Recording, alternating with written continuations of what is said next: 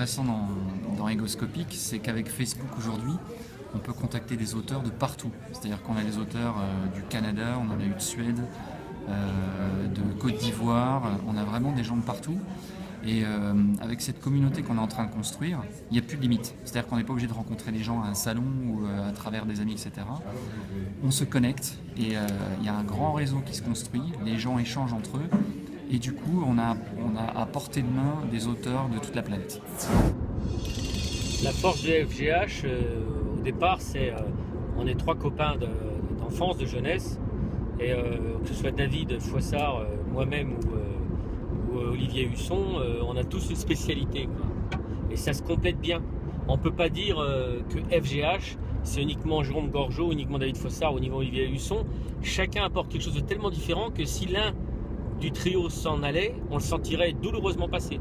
Et maintenant, ça va même jusqu'à s'étendre à des satellites comme Bruno Schauffler, qui lui-même apporte quelque chose, ou Jim ou d'autres.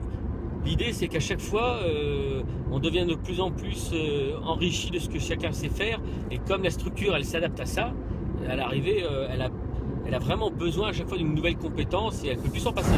Le fait de participer à l'aventure égoscopique, c'est le plaisir de l'introspection, le plaisir de l'autobiographie, qui est une aventure très compliquée puisque c'est très très personnel. J'ai eu le plaisir et la chance de pouvoir raconter des choses qui sont très, très privées, très personnelles et qui finalement concernent beaucoup de monde, notamment les histoires sur les problèmes de poids, les complexes qu'on a, des difficultés rencontrées sur son lieu de travail, des problèmes de santé, etc.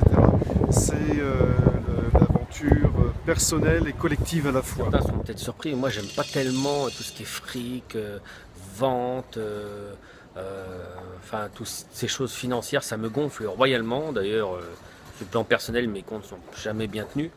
Mais je sais que si on fait pas ça, on n'arrive pas à obtenir des finances nécessaires pour après investir dans d'autres projets. Donc ça vaut vraiment le coup d'être un petit peu comme ça, branché fric, peut-être de même de passer pour un carnassier, même si c'est pas franchement le cas. Enfin bon, moi je veux vraiment à l'arrivée que quand un auteur vienne me voir, nous voir FGH, on puisse dire oui, ok, on a le fric pour ton projet, banco, on y va, quoi.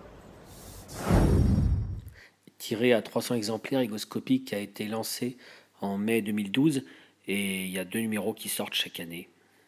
Oui, moi j'ai rejoint l'aventure égoscopique en cours d'année 2014. Pardon.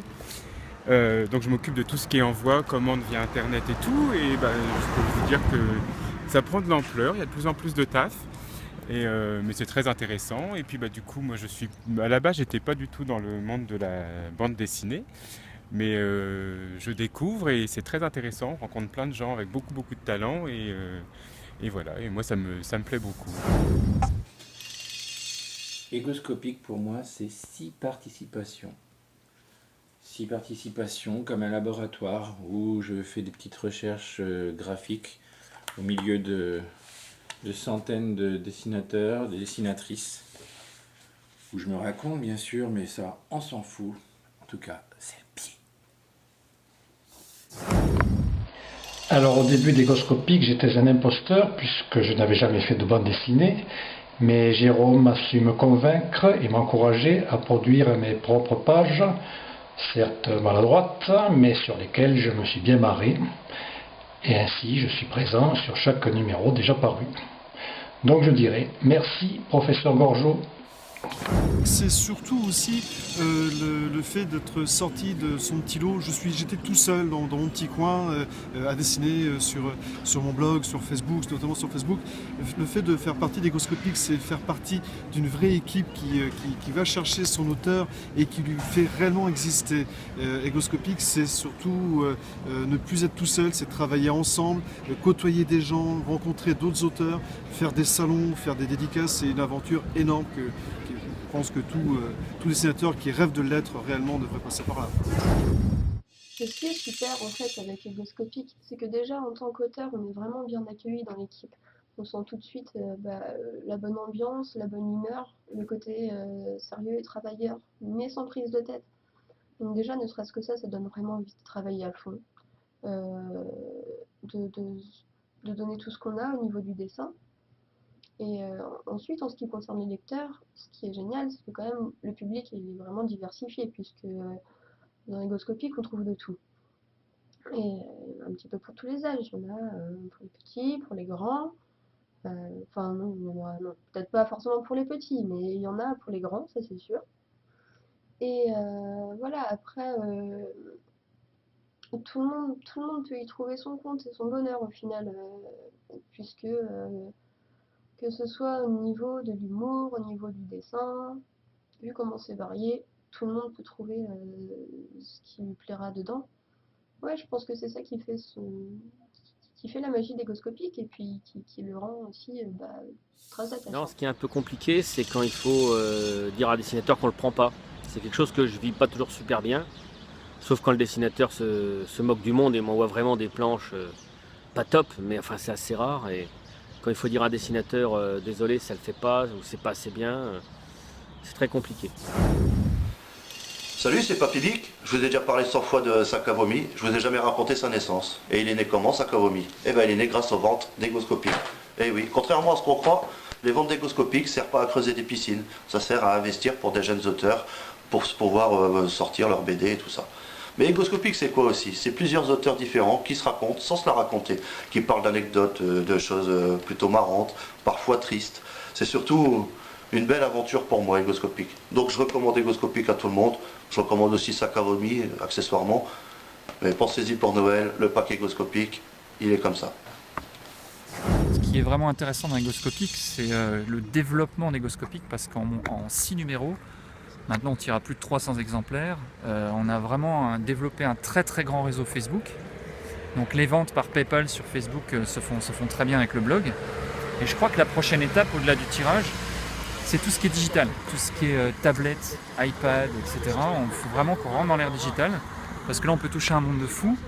Et ce qui est surtout intéressant, c'est qu'on n'a aucun frais de production, d'impression, etc. Donc je pense que ça, c'est quelque chose vraiment à développer.